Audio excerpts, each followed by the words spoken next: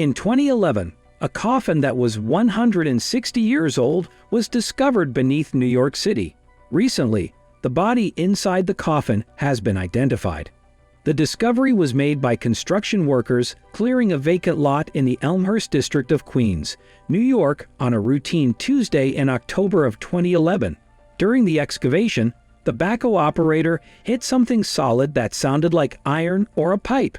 As the driver raised the arm of the machine, they realized they had unearthed a body that appeared to be well preserved and dressed in a white shirt and knee-high socks. The workers thought they had stumbled upon a recent murder victim and immediately called 911.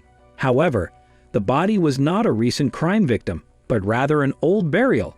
Elmhurst was originally a village called Mittenberg, established by Dutch settlers in 1652.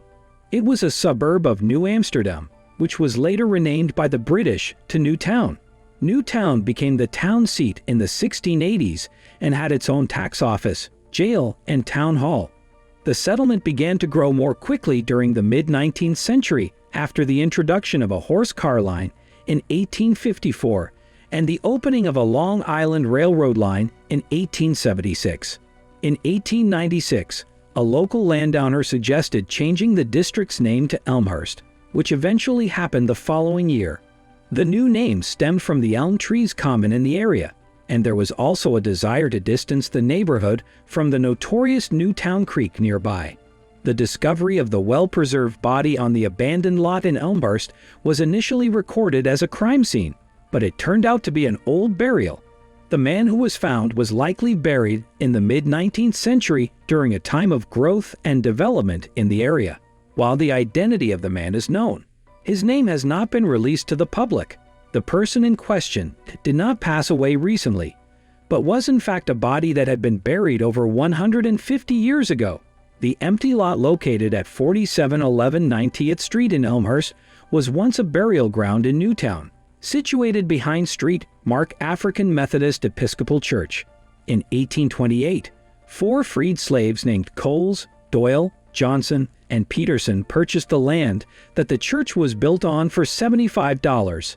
Initially, the group built a carpenter's shop on the plot, which later became the home of the United African Society and served as an informal place of worship until the church was constructed. Interestingly, Elmhurst was one of the earliest districts in New York State to abolish slavery. However, New York itself was the first part of North America to introduce African slaves.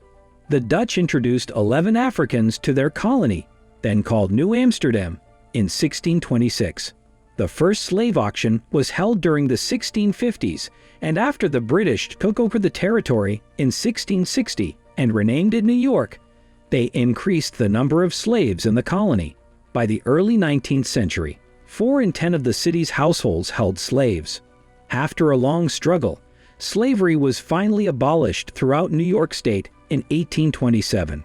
In the following year, those 4 freed slaves purchased the land in what was then Newtown, Queens, where formerly enslaved African Americans established a thriving community with their own church, the Street Mark African Methodist Episcopal Church. The original church stood on the same site until 1928 when the land was sold and the church was demolished to widen Corona Avenue. The site of the burial ground remained untouched, and it was still a vacant lot when construction workers were clearing it in 2011. However, there is a story behind this too. When the church was first moved in 1928, the congregation made efforts to have the bodies in the cemetery exhumed and reinterred. The church still exists today, but it has moved several times and is now located on Northern Boulevard in Jackson Heights, Queens. The church members requested that the deceased be reburied at Mount Olivet Cemetery in Queens, but only around 20 bodies were actually reinterred there. An estimate from 1886 suggested that there were approximately 300 people buried in Street Mark Church Cemetery, indicating that the majority of bodies may still be present in the vacant lot today. During excavation in 2011, a backhoe unintentionally disturbed a body buried around 1850, and the first contact was made with a metallic object that forensic archaeologist Scott Warren Nash identified as fragments from a coffin made by Fisk and Raymond, a company based in Providence, Rhode Island. These iron coffins were patented in the 1840s and sold for approximately $100, significantly more than standard pine caskets, which sold for just $2. One reason for their popularity was their ability to seal the body, which allowed for transportation over long distances. Additionally, some people believed that the sturdy iron coffins would deter grave robbers. Fisk was inspired to invent the coffin after his brother died far from their family's burial plot, and he subsequently entered into a partnership with Raymond. The coffins were made in the shape of the human body and featured a glass panel through which mourners could view the face of the deceased. The body uncovered in Elmhurst was remarkably well preserved due to having been interred in one of Fisk's iron coffins, but it was discovered that the woman had died from smallpox, and the infection had spread to her brain, likely causing her premature death. Fortunately, analysis showed that the smallpox virus was no longer a danger. The age of the deceased woman was determined through an examination of her bone structure and teeth.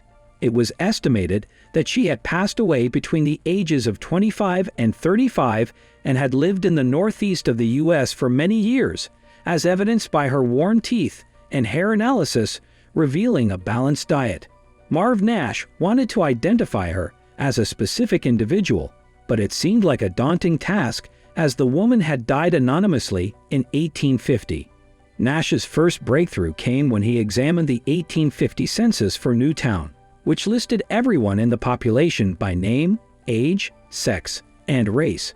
He found that only 33 individuals fit the woman's criteria, and one of them, an African-American woman named Martha Peterson, fit the bill better than any other. Nash believes that Peterson worked as a domestic servant for William Raymond, a partner in the iron coffin-making business. The fact that Peterson was buried in an elaborate casket raised the question of how someone of humble background could afford it. It was speculated that Raymond might have provided the coffin, since he was a partner in the casket business, and the pad and mark on the coffin were upside down, indicating that it could not have been sold. However, the mystery of what Peterson actually looked like remained. Her face had suffered damage, and so Joe Mullins, a forensic imaging expert, was called in to create an image of what Peterson might have looked like in life. Mullins used a CT scan of Peterson's skull to recreate her facial features, giving her brown eyes and medium skin color. After a funeral service, Peterson's remains were laid to rest at the Mount Olivet Cemetery in Queens. A campaign is underway to preserve the vacant lot in Elmhurst, where Peterson's body was found as a landmark site, recognizing its significance in the history of freed slaves in New York State. We hope you enjoyed the video. Never forget to like and share the video.